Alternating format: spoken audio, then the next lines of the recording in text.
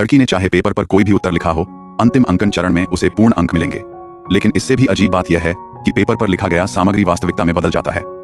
एक प्रश्न में पूछा गया कि जापान का प्रधानमंत्री कौन है। उसने मजाक में अपने सहपाठी का नाम लिख दिया।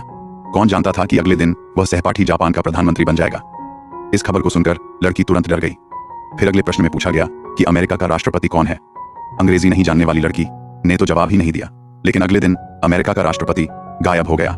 इसके बाद दुनिया भर के मीडिया ने इस खबर को तेजी से फैलाना शुरू कर दिया। उसे एहसास हुआ कि वह किसी देवता की तरह है जो परीक्षा को वास्तविकता में बदल सकता है।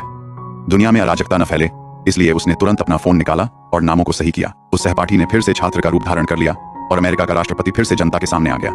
जब उसे गणित की परीक्षा लिखने का मौका मिला तो उसने सोचा कि यह संख्या वास्तविकता को प्रभावित नहीं कर सकती। लेकिन जैसे ही वह परीक्षा कक्ष से बाहर आया, उसने देखा कि सामने का सिग्नल टॉवर तेजी से हिलने लगा। तभी उसे अचानक एहसास हुआ कि उसने गलत तरीके से कुछ छोड़ा था, जिसके कारण यह अद्भुत दृश्य उत्पन्न हुआ। संकट के क्षण में वह तुरंत वापस लौटा और शिक्षक के पास गया। जब शिक्षक इस अद्भुत दृश्य का आनंद ले रहे थे, उसने पेपर को तुरंत सही कर दिया। अगले ही क्षण सिग्नल टॉवर फिर से पहले जैसा हो गया। उस समय लड़की को वास्तव में एहसास हुआ कि अच्छी तरह से पढ़ाई करना बहुत जरूरी है।